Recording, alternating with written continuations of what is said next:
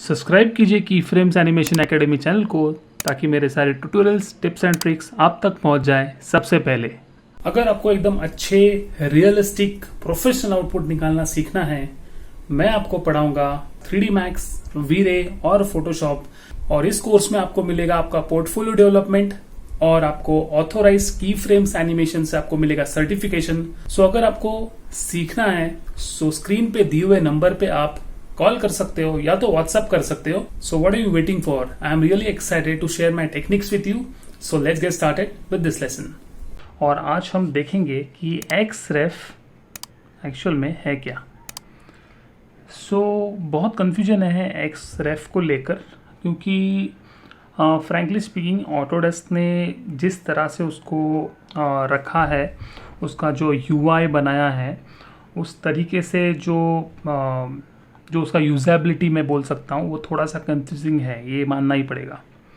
क्योंकि जितनी अच्छी तरह से लोगों को V-Ray का प्रॉक्सी समझ में आता है, उतनी अच्छी तरह से उनको XREF समझने को बहुत मुश्किल होता है।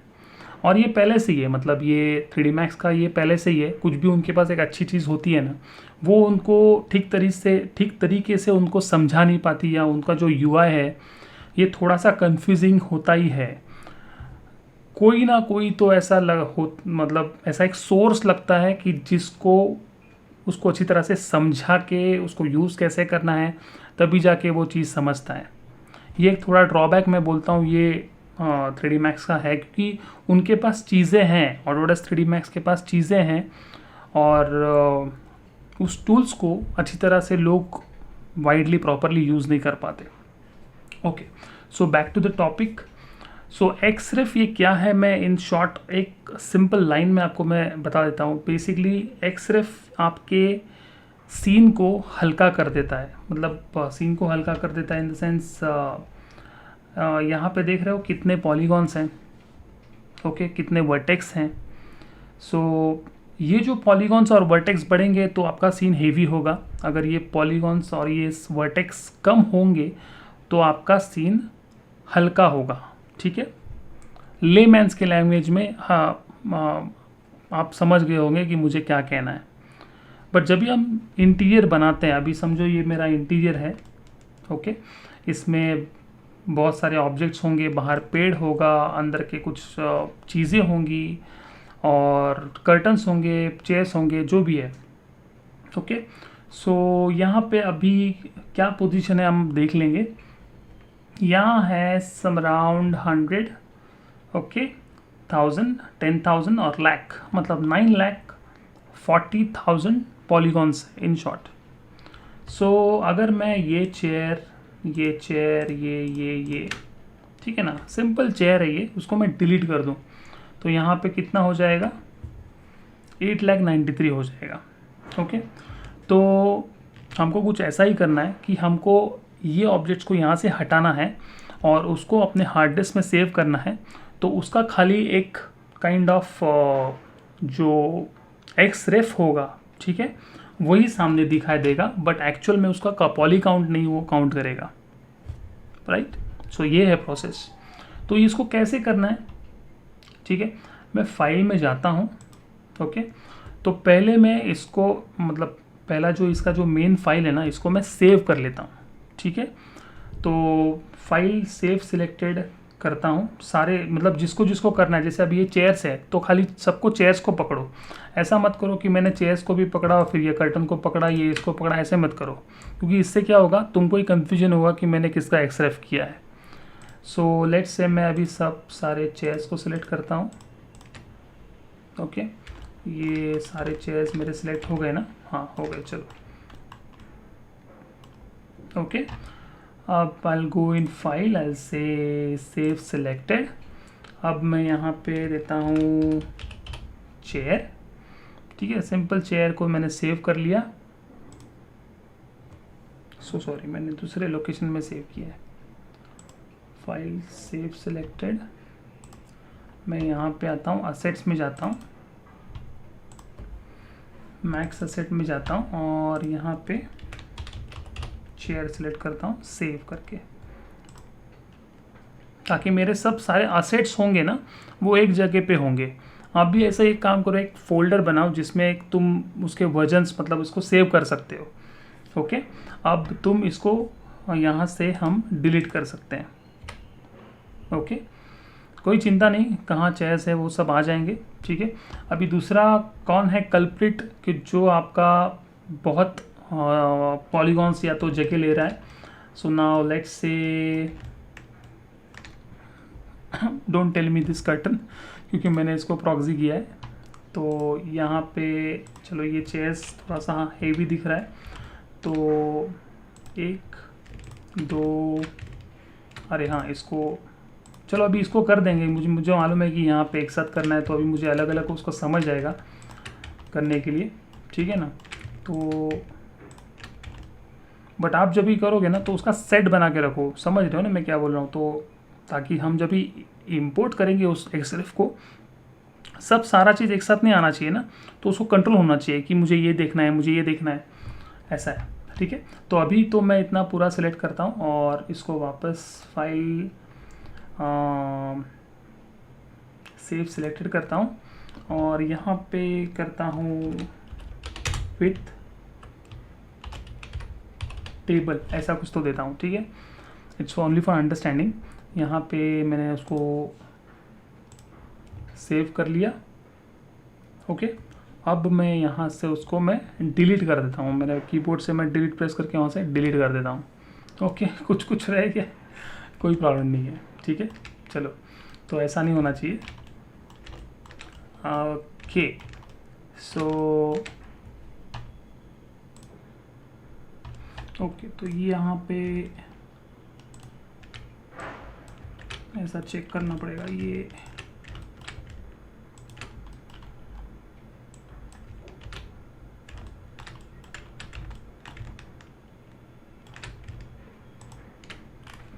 ओके, प्रॉपर सिलेक्ट हो गया है। अब मैं इसको फाइल सेव सिलेक्टेड करता हूँ, से प्लांट इंडोर। एक्चुअली देखा जाए तो सारे प्लांट्स करना है, जितने भी प्लांट्स हैं इंडोर के सारे प्लांट्स को सिलेक्ट करना है, एक साथ उसको सेव सिलेक्टेड करना है। ओके, सो फाइल सेव सिलेक्टेड मैंने किया। ओके,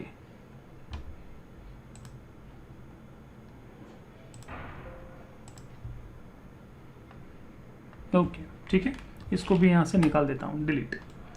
तो दिख रहा है ना कितना पॉलीगॉन्स अपने कम हो रहे हैं। फाइन, अब हम एक एक चीज़ करके जो एक्सरेफ ऑब्जेक्ट है ना उसको हम इंपोर्ट करेंगे।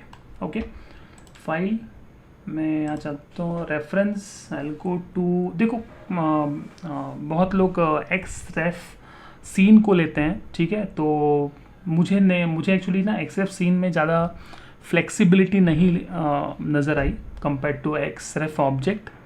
ठीक है, आप चाहिए तो आपका भी एक बार रिसर्च कर लो, बट मेरा ऐसा मानना है कि एक्सरेफ सीन में ज़्यादा फ्लेक्सिबिलिटी नहीं है। बताता हूँ मैं आपको, एक डिफरेंस बताता हूँ जब मैं लेता हूँ। मैं I take this xref object. Okay, अभी ये जो हैंगिंग लाइट है ना ये ऑलरेडी मैंने लिया है, तो इसको निकाल देता हूँ, वापस हम ले सकते हैं। जैसे मैं सिलेक्ट करता हूँ तो यहाँ से उसका सारा जो जितने भी ऑब्जेक्ट है, रेफरेंस है, वो सारा यहाँ पे मुझे उसका दिखाई देता है, उसका क्या है सोर्सेस। तो यहाँ मैं उसको निकाल देता हूँ, रिमूव, यस। तो अभी कुछ नहीं है अपने पास इस सीन में एज अ एक्सरेफ। ठीक है, जो भी है वो बाय डिफ़ॉल्ट हमने जो किया है वही है। सो मैं यहाँ से ऐड करता हूँ क्रिएट एक्सरेफ रिकॉर्ड फ्रॉम फाइल। मतलब इसका मतलब ये होता है कि हमारे पास जो फाइल हमने 3D मैक्स मतलब .max का जो फाइल सेव किया है उसको हम एज अ एक्सरेफ करके इंपोर्ट करेंगे। उसका जो ओरिजिनल फाइल होगा वो हार्ड डिस्क में सेव होगा, हम उसका खाली एज अ इमेज यूज़ करने वाले हैं। ओके, सो यहाँ पे क्लिक करता हूँ और सबसे पहले लेंगे हम चेयर, क्योंकि अंडरस्टैंडिंग में वो अच्छा समझेगा। सो मैं यहाँ से करता हूँ ओपन। ओके, तो ये आएगा क्योंकि उसका जो मटेरियल्स हैं, उसके जो नाम हैं वो शायद हो सकेंगे डुप्लीकेशन में हो सकेंगे। तो मैं यहाँ से apply to duplicates auto rename कर देता हूँ, ऑटो रीनेम मर्ज ठीक है। अभी देखा जाए तो यहाँ पे देखो, ये जो भी मैंने यहाँ पे लिया है ये पूरा एक्सरेफ ही है। क्यों? अगर मैं इसको बंद कर दूं और यहाँ से मॉडिफाई में जाऊं, यहाँ पे दिख रहा है ये एक्सरेफ ऑब्जेक्ट है। यहाँ पे तुम क्लिक करोगे तो यहाँ पे कुछ एडिटेबल पॉली नहीं है, कुछ नहीं है। अगर मैं यहाँ से उसको मूव करना चाहूँ तो उसको मैं मूव कर सकता हूँ, उसको मैं रोटेट कर सकता हूँ, सब चीज़ कर सकता हूँ जो हम एक्चुअल ऑब्जेक्ट में कर सकते हैं। बट इसका जो ओरिजिनल फाइल है वो रहेगी हार्ड डिस्क में सेव, और खाली हम उसका जो एक काइंड ऑफ डुप्लीकेट बोल सकते हैं उसको हम उसको इस्तेमाल कर रहे हैं। जस्ट होल्ड ऑन, यहाँ पे हम दूसरा और एक चीज़ देखेंगे, 1 मिनट। अब मैं वापस फाइल में जाता हूँ, I will go in reference and I will say xref scene. तो एक्सरेफ सीन में क्या होता है, डायरेक्टली हम ऐड करते हैं और ऐड करने के बाद यहाँ से ऐड करने के बाद हम डायरेक्टली उसको हम इस सीन में एम्बेड करते हैं, यहाँ से मैं एम्बेड करते हैं। फ्रैंकली स्पीकिंग ये मुझे जो एक्सरेफ का सीन का जो तरीका है वो मुझे थोड़ा जमा नहीं। ऐसा नहीं कि ये शायद मुझे जमा नहीं, शायद आपको जम सकता है या किसी को और को जम सकता है, बट मुझे थोड़ा इसमें फ्लेक्सिबिलिटी की कमी लगी। और अभी मैं वापस ये चीज़ दिखाता हूँ, एल से रेफरेंस एंड एक्सरेफ ऑब्जेक्ट। तो यहाँ पे क्या होता है, जो भी मैं लेता हूँ उस चीज़ को लेता हूँ, यहाँ पे मैं क्लिक कर सकता हूँ और यहाँ पे उसको देख सकता हूँ कि अच्छा ये चीज़ है, यहाँ पे उसका एक्सरेफ हुआ है, मटेरियल भी है, देखो यहाँ पे मटेरियल भी है, उसका भी एक्सरेफ मटेरियल भी हुआ है। अगर आपको लगता है कि एक्चुअल ऑब्जेक्ट होना चाहिए, मतलब एक्चुअल ऑब्जेक्ट मतलब एक्सरेफ ऑब्जेक्ट नहीं, एक्चुअल ऑब्जेक्ट में हम इंपोर्ट करना चाहिए, तो वो भी हम कर सकते हैं। कैसे? तो यहाँ पे अगर तुम यहाँ पे ट्रैक्स लेके मर्ज, मतलब अगर एनिमेशन ट्रैक है तो मर्ज और मॉडिफायर्स है तो मर्ज, यहाँ पे करोगे तो डायरेक्टली तुम्हारा जो ऑब्जेक्ट होगा वो डायरेक्टली यहाँ पे आ जाएगा। अब मैं क्या करता हूँ, इस चेयर को तो हमने इंपोर्ट कर लिया ना, अभी यहाँ से तो हम कुछ नहीं कर सकते। देखो यहाँ पे तो सारा चीज़ लॉक हो गया। ओके, तो मैं इसको निकाल देता हूँ, मैं यहाँ से उसको निकाल देता हूँ। ये उसको रिमूव कर दिया मैंने उसको, देखो यहाँ से निकल गया वो चेयर्स वगैरह। अब यहाँ से हम उसको चेयर्स को वापस सॉरी यहाँ पे मर्ज रखेंगे। यहाँ से मैंने उसको मर्ज कर लिया है। ओके राइट, अब मैं इसको क्लोज कर देता हूँ। देखो यहाँ पे, ठीक है ना।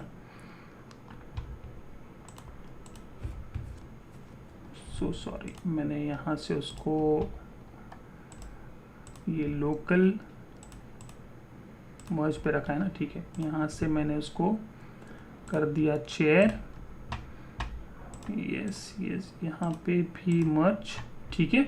अब मैं इसको सिलेक्ट करने के बाद यहाँ पे मर्ज इन सीन और कन्वर्ट सिलेक्टेड ऑब्जेक्ट टू एक्सरेफ, ठीक है ना। मैं मर्ज इन सीन करता हूँ, मर्ज इन सीन।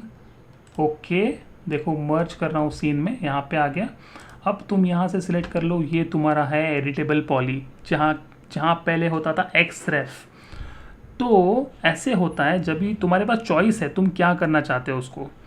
बट फ्रैंकली स्पीकिंग हम इतना सब घूम के एक्सरेफ करेंगे और एक्सरेफ में जाने के बाद तुमको एक्चुअल ऑब्जेक्ट चाहिए, मुझे नहीं लगता कि आप वापस उसको एज अ ऑब्जेक्ट इंपोर्ट करोगे, ठीक है ना।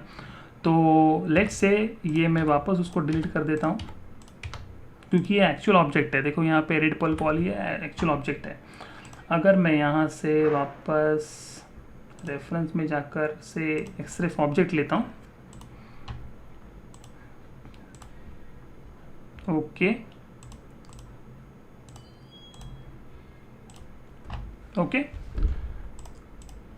अब बाय डिफ़ॉल्ट तो ये एक्सरेफ ही है। अगर तुम यहाँ से सिलेक्ट करोगे, यहाँ से तुम सिलेक्ट करोगे तो ये एज ए एक्सरेफ ऑब्जेक्ट रहेगा। ओके, और यहाँ पे एक ऑप्शन है देखो मॉडिफायर्स, ठीक है ना। अगर तुम यहाँ से मॉडिफायर्स करेंगे एक्सरेफ और ये भी करोगे एक्सरेफ, तो एक्चुअली देखा जाए तो इसका प्रीसेट है सीन स्लैश एनिमेटेड असेट्स, तो सारा चीज़ एक्सरेफ हो जाएगा। ठीक है, तो मतलब अगर समझो मैंने यहाँ से निकाल देता हूँ और यहाँ से मैंने उसको लेके रखा है ये एक्सरेफ और एक्सरेफ। ठीक है, और इसको ऑफ करके रखना, मर्ज मटेरियल्स और मर्ज मैनिपुलेटर, सबको कुछ मर्ज नहीं करना है। सारा उसका जो असेट रहेगा वो अपने हार्ड डिस्क में सेव रहेगा, जो कि एक्चुअल में वैसा ही करना है आपको। तो यहाँ से मैं ऑटो रीनेम करता हूँ, ऑटो रीनेम मर्ज मटेरियल करता हूँ, राइट। तो दिख रहा है यहाँ पे अपना जो पहला टर्बो स्मूथ का मॉडिफायर था वो अभी नहीं है, डायरेक्टली एक्सरेफ ऑब्जेक्ट है। तो इससे क्या होता है, तुम्हारा जो हेवीनेस होता है वो और कम होता है, मतलब उसका जो, समझ गए ना, मतलब बढ़ता नहीं साइज फाइल, दैट्स इट।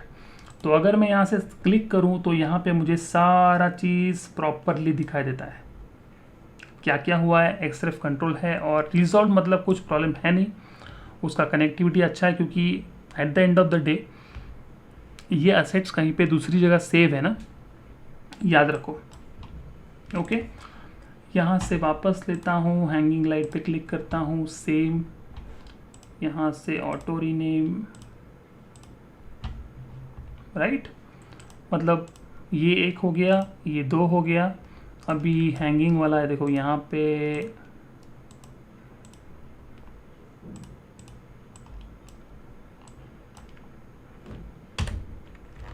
अच्छा पर्दे के पीछे है क्या, सो सॉरी, दिख रहा है ये भी एक्सरेफ में आ गया।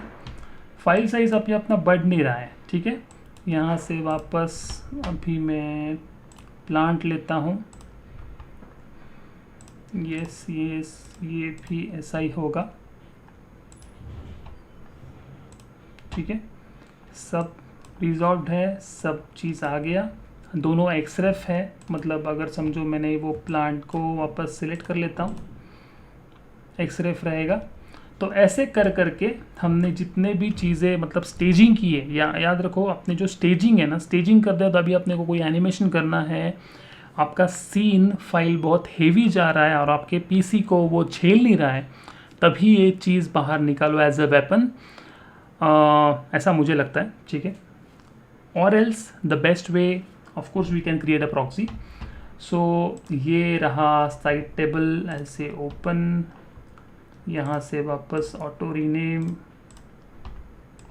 ठीक है, अभी सारा चीज़ मुझे यहाँ पे दिखता है क्या है क्या नहीं है। और एक चीज़, सबसे मेन चीज़ मुझे अभी ये कहनी है कि लेट्स से मुझे ये चेयर में कुछ चेंजेस करने हैं, हो सकता है ना क्लाइंट अगर चेंजेस दे और उसको चेयर को कुछ चेंज करना है, मॉडिफिकेशन करना है, तो तुम क्या करोगे। 3D Max ऑटोडेस्क के हेल्प में भी ऐसा कहा गया है कि आप उसको अपडेट करके तुम अपडेट कर सकते हो। ठीक है, अपडेट करने के बाद वो वहाँ पे अपडेट हो जाता है। बट मेरे टेस्टिंग में, मैंने जो टेस्टिंग की है उसमें वो एक मुझे बग मिला है कि तुमने अगर अपडेट किया तो वो ठीक तरह से अपडेट नहीं होता, फिर 3D Max क्रैश हो जाता है। ठीक है, ये बग है, मैं 100% बोल सकता हूँ। हेल्प में भी बताया कि यहाँ से तुम अपडेट कर लो, बट इसका एक वे आउट ऐसा है कि ये इस पोजीशन से नहीं अपडेट होगा। आपको अगर समझो चेयर को अपडेट करना है तो यहाँ से उसको निकालना पड़ेगा। आपको जो मेन फाइल है जो हमने सेव एज सिलेक्टेड की है उसको अलग से ओपन करना पड़ेगा, चेंजेस करने पड़ेंगे और सेव करना पड़ेगा, फिर यहाँ से उसको वापस ओपन करके मर्ज करना पड़ेगा एज ए एक्सरेफ। यही एक रास्ता है। कितना भी बोलने दो, यहाँ पे ऑटोमेटिक अपडेट तुम ऑन करो, यहाँ से ये ऑटो अपडेट ऑन करो, ये नहीं होता, 100% नहीं होता। ठीक है, ये करके देखा है मैंने। सो ये चीज़ ही था आज के लिए। जस्ट होल्ड ऑन, मैं यहाँ पे दिखाता हूँ, ये आ गया ठीक से। ओके, तो ऐसा मुझे लगता है कि एक्सरेफ का जो तुम्हारा सराउंडेड क्वेश्चंस आते थे मुझे कि एक्सरेफ कैसा है, एक्सरेफ मुझे बता दो, क्योंकि बहुत लाइव सेशन में भी मुझे आते थे और मैंने कहा था कि उसका जो प्रोसेस है वो थोड़ा सा लेंदी है। सो यही चीज़ थी मुझे आज बतानी थी। अगर आपको कोई अलग डाउट्स हैं, उसके ऊपर आपको अगर वीडियोस चाहिए तो नीचे कमेंट्स में मुझे ज़रूर डाल के बताना कि आपको ऐसा क्या चीज़ है कि उसको टोटल आपको चाहिए, तो मैं कोशिश करूँगा उसके ऊपर एक डिटेल वीडियो बनाने की। So as and always thanks for watching, मिलते हैं नेक्स्ट वीडियो में, तब तक के लिए बाय बाय।